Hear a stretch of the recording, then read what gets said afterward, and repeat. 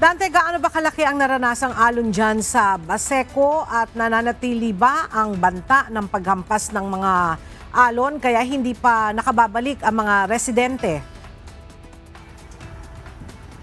Magandang tanghali, Ella. Sa ngayon, yung alon ay hindi na ganon kalaki. Pero kung ikukumpara natin, batay sa salaysay na rin ng mga residenteng ating nakausap, kung makikita niyo, Ella, ito yung dagat, no? So, yung dagat at papunta rito sa kinaroroonan ko, more or less 3 meters yung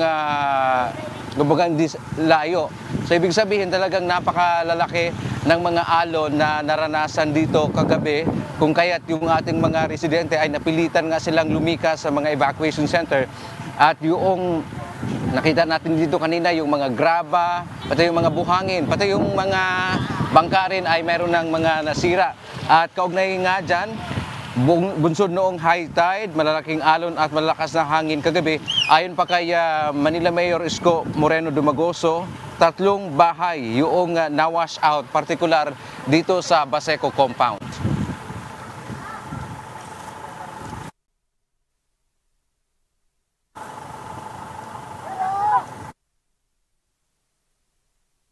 Sa private, meron na tayo ilang bahay sa Baseco. Ano na to, confirm na to na 3 talagang na-wash out.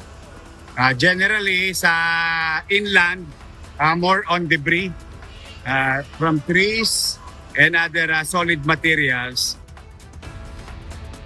Sa pagpunta natin kanina dito sa lugar ng Baseco, inabutan pa natin si Tatay Faustino na pilit kinukumpuni ang kanyang nasirang bangka. Hindi kasi nito nailagay ang bangka sa mas ligtas na lugar.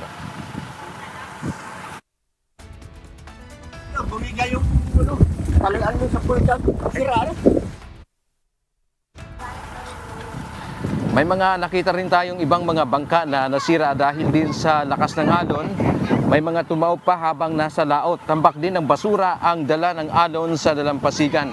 Inabutan din natin kanina, Ella, ang ilang residente na tulong-tulong sa pagpapala ng inanod na lupa, buhangin at graba sa kalsada para makadaan ang mga sasakyan. Anila, dahil nga sa lakas ng alon ay lumagpas sa dike ang tubig.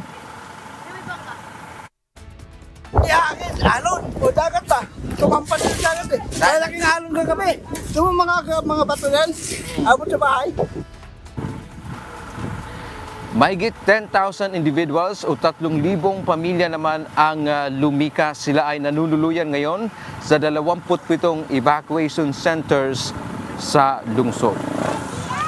Ella, sa ulat kanina ni Manila Mayor Isko Moreno Dumagoso, may mga ilang residente na pinahintulutan na nilang makabalik sa kanilang mga lugar basta sila ay safe na, no?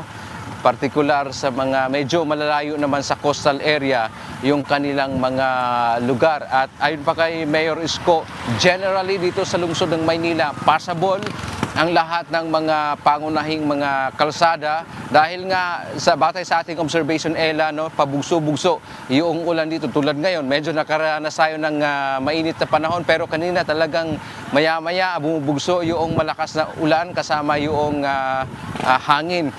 At panawagan ng lokal na pamahalaan ng Maynila, wala naman ngayong pasok para doon sa mga mag-aaral ay wag na pong lumabas pa ng inyong mga tahanan, manatili po sa inyong mga bahay para kayo ay ligtas. At doon naman sa mga nagkaroon ng o nasira yung kanilang bahay, ipinag-utos naman ng pamahalaang lungsod ng Maynila na sila ay matulungan na kahit papaano ay magkaroon muli ng panibagong matutuluyan o bahay. Kaya ipinag-utos ng lokal na pamahalaan na sila ay maabutan ng ayuda. Doon naman sa mga evacuation center, Ella, nasa 27 kasi yung bukas. Nagpadala naman ng mga food pack o yung tinatawag lang food boxes ang pamahalaang lokal ng Maynila.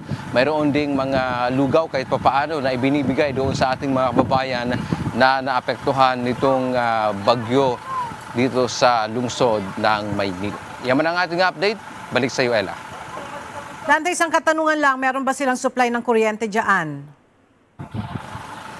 Yes, Ella, sa ngayon naman, awa ng Diyos ay wala namang brownout, no, at yung supply ng kuryente ay tuloy-tuloy naman at sana nga magtutuloy-tuloy na rin itong pagbuti ng panahon sa mga susunod na mga oras. Ella. Alright, maraming salamat, Dante Amento.